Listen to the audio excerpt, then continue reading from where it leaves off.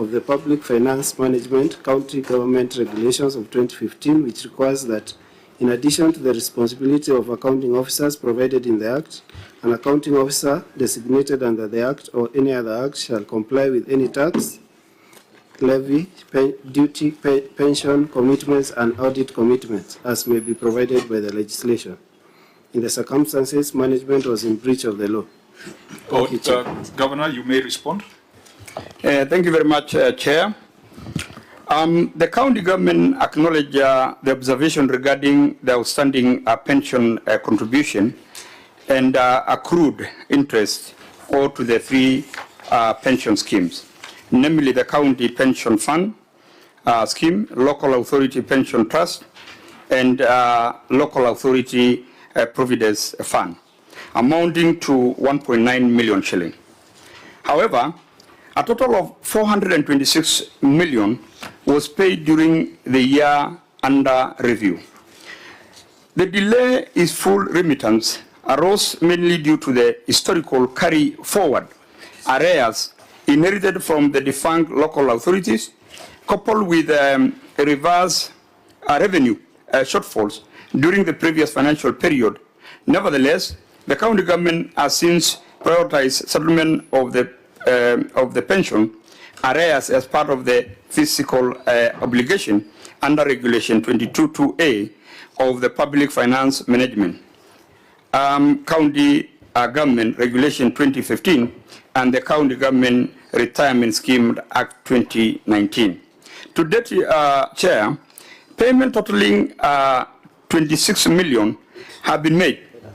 826, sorry. To date, payments totaling Kenya shilling 826 million have been made across the three schemes, which gives a balance of 1 billion, which the management has prioritized to settle in the subsequent financial years. The county treasury has also developed a structure, arrears clearance plan for the next 3 financial years, 2025, 2026 to the year 2027, 2028, detailing annual allocation earmarked to offset the remaining balances. In addition, Honorable Chair, the county has instituted an internal mechanism to ensure current pension deductions and employee contributions are remitted promptly on a monthly basis. These include integrating a payroll and pension remittance system, regular reconciliation with the pension administrators, and quarterly monitoring by the county internal audit unit. The county government reaffirmed its full commitment to ensuring compliance with pension regulations to comply, clearing all outstanding obligations within the agreed time frame to safeguard outstanding obligation within the agreed, to safeguard employees' retirement benefits and prevent further penalties. Lab fund statement supporting payment extract from laptop, lab fund, lab trust, and also CPF DC scheme are attached for verification. Appendix 12, when you look at the appendix, we have the lab fund statement and payment vouchers. Okay, Auditor General, you said you had interacted with those documents. What's your opinion?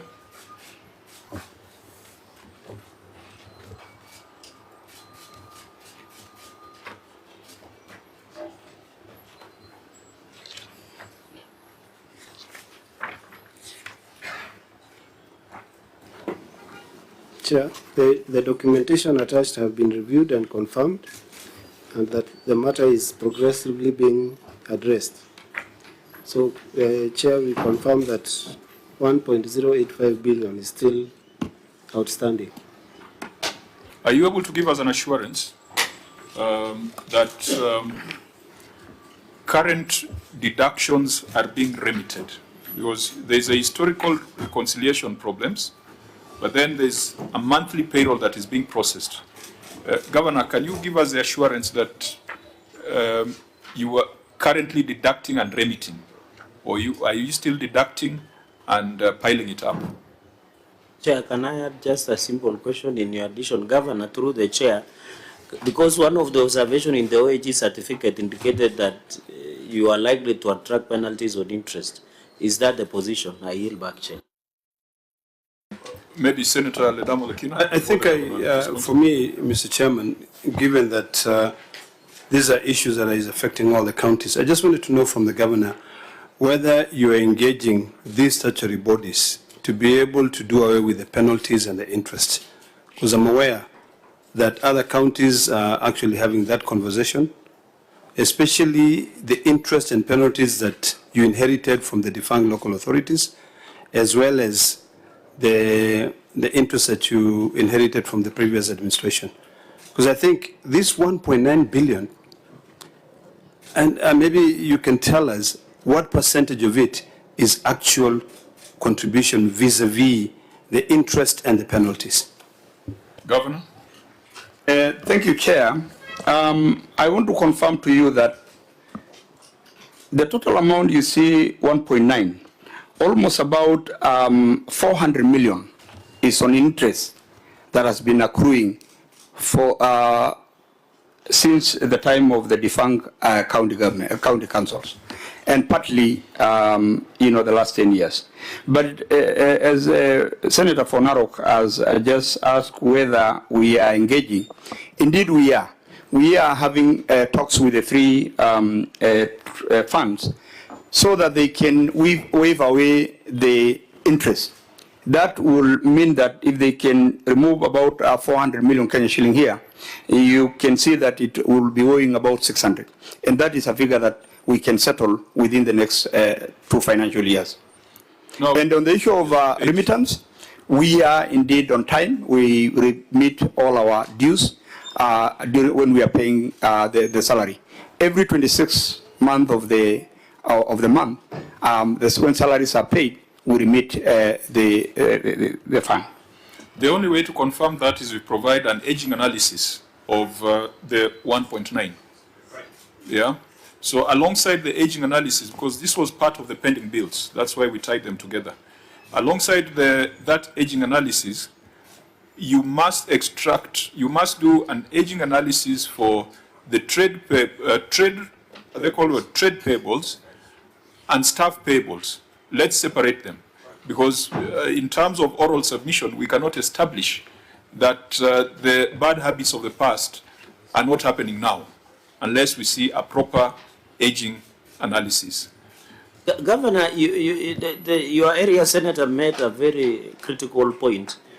You have done well by diverting that out of 1.9, 400 million is accrued interest. But I've looked at your annexes, in one of the LAF fund, Annex 12 that you have provided, I cannot see any correspondence that you have tried to, with the LAF fund and all these schemes, you have started to request them to waive the interest and penalties. Because I know, Chair, even when you discuss with KRA, they are more likely. Is there engagement to ensure that because we have said this is 1 year, but Chair, in the reading of the LAF fund letter, it says after 15th of the preceding month, you will always attract an interest. So is there an engagement to ensure that even as you pay the balance of 1.08 billion, they cannot impose on you in these 2 financial years another interest? Is there an engagement of such sort? I yield back, Chair. Governor? Chair, yes, we have the engagement. I can produce the letters that we have written to the 3 funds, and we are in talk with them. I didn't bring it because it was not one of the issues that I thought we needed it. But indeed, as Senator Nandi has indicated, we have studied, and there's some good talks that they might actually waive this amount if we can pay another 400 million to show that at least we are trying. These funds also have their rules and regulations that govern them. And I have those letters, several of them. Now, Governor, the last time I had a conversation with the chair of the Council of Governors, it was on this subject. That's the last time we had a conversation with him, and we were trying to find a way of taking a global view, because it's a matter that cuts across many of the counties. Even though in Kwale demonstrated that they didn't have outstanding pension obligations. But I think Nairobi has a serious problem. the cities have big problems, and now Narok is joining that list. And you see, this is a kind of conversation that we'd be very happy to have with the COG and governors. And the chair of COG, in his own admission, he calls this theft. He agrees this is theft because, first of all, you have requisitioned money, gross, which includes these pension deductions, and you are not paying it. You have also deducted it from the employee. You have pinched the employee's payslip, so the employee is taking home less, and you are not remitting it. And we agreed that even though this was, things of the past, there's no other way to describe it. You are stealing from yourself, you are stealing from the employee, and not remitting. When you go to the pension fund and say you want to waive interest, you are again stealing from the employee. Because it is that interest, that money is supposed to be invested so that when the employee retires, he can get something out of the invested contributions. So if you go and scrap the interest, again, you are stealing from the employee, you are denying the pension fund's money. And we had agreed that this is such a critical matter that the Senate and the relevant committee of the Council of Governors should sit down and ask whether there's some laws that need to be tightened or regulations that need to be tightened. I know for now we have agreed the control of budget, that when counties requisition gross, and then you pay employees net, and then you do not remit the deductions, they should not approve the next requisition. I don't know whether they're already putting in place that control. But this is a matter that requires engagement between the Council, the Senate, and the pension funds. And we shall avail ourselves for that conversation. But for us to see the extent of the problem, please provide an aging analysis of unremitted retirement benefit contributions for Narok. That will enable us to make appropriate recommendations. If we find the habit is ongoing, we shall define it as theft. And we shall make very strong recommendations on those who are stealing from employees and stealing from the county. Senator Ledamo. Yeah, I think, Mr. Chairman, I agree. But one of the things that we must now tighten our belts and also our rules in terms of remittance from the COG to the county governments. Because I think this is also affecting, to be honest with you, it is affecting our Senate offices, where when we are supposed to get an exchequer release and pay salaries, it delays. And these statutory bodies want their money on time. So I think this is a conversation we need to have, all of us, and discuss on how, when there are delays, some counties, and I don't know whether Narok is the same, sometimes the COB delays releasing money for 3 months. So counties stay for 3 months without getting their salaries. So of course, Lab Fund will want their money on time. So I think this is something that we may need to consider reviewing the legislation, looking at the Constitution as well, because you know the Constitution is not static. Even though the Constitution says that a share of revenue given to the county government shall be released without undue deductions, we may want to consider whether we deduct and pay directly to the statutory bodies and send the net to the counties so that they can pay the employees to stop this problem. Thank you, Mr. Chairman. When we do that, we'll have admitted that counties are incompetent. If we pay the statutory deductions from the center, we'll have admitted that county governments... Chair, I think it's a growing frustration with the Senate, because you remember, other than Ledama's motion, which we passed last time, Ledama's motion was passed by the entire House, and Senator, because you were not here, some in the Council of Governors have told us in this committee, not your governor, the governor for Embu came and told us that she will be writing to the Senate to say we were not very wise in passing that motion, which you yourself drafted. You know, we have a very interesting situation, Chair. We have young people, suppliers in the counties who are owed millions of shillings. In Nairobi here, our pending bill, Governor, is over 1 billion shillings, 100 billion. 100 billion. And people come to my office and they break down. They tell me, Sifuna, I have been auctioned, all my equipment has been taken away by the banks. How is it not possible for us to get this payment? Then motions such as Ledama's are brought to the Senate floor. We see the sense in him saying bills below 1 billion shillings should be paid by the end of the last financial year. That's what you passed, what we passed as a house. Then a county governor comes and tells us, oh, by the way, you people just pass things that you don't think through. Maybe we should swap places with Cecily Marire. I want to be the governor of Embu and she comes and does the work in the Senate on behalf of the people of Nairobi. Because how is it possible to argue like that? When we sit together, we would like to see solutions to problems, Governor. We want to see solutions to problems. Because at the end of the day, it is not just about who is who or who is what.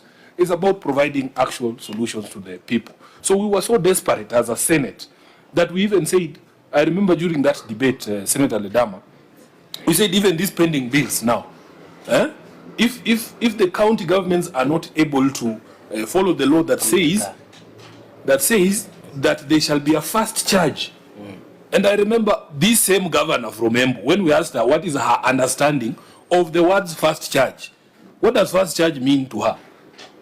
You know, so if we are unable to, Senator, we are unable to enforce that, maybe we should tell Treasury to take over the pending bills for counties and pay directly from here. Because, Chair, which other way is there to deal with this problem? It will be micromanagement of counties. Already, these counties, and I mean, this is the conversation we should be having in the Senate.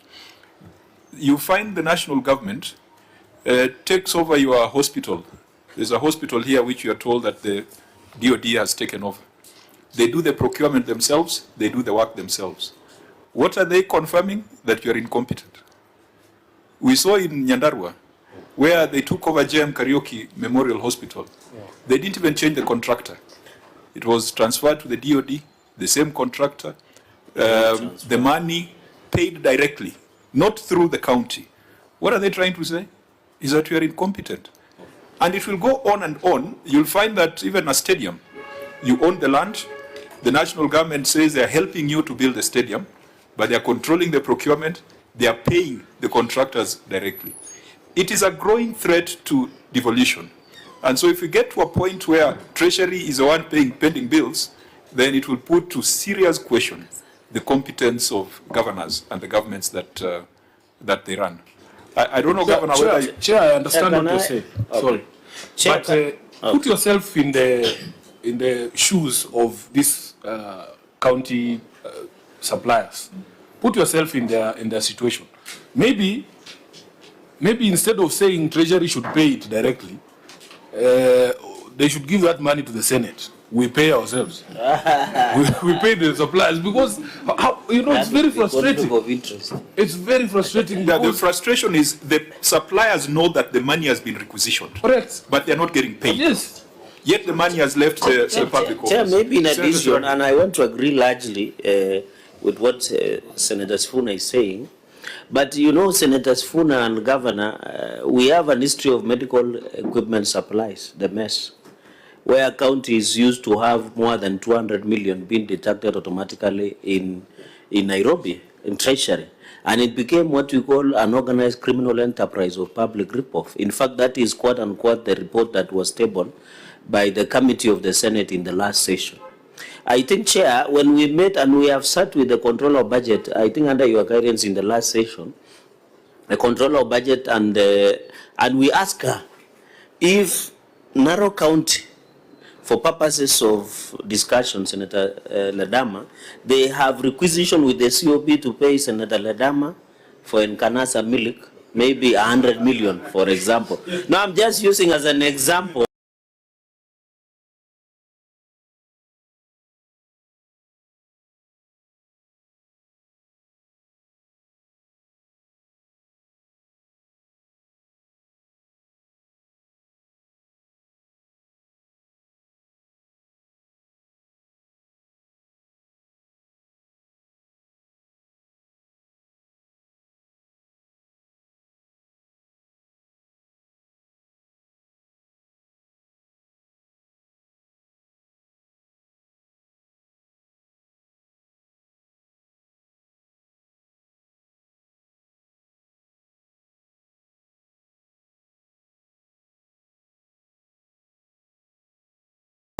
for purposes of discussion.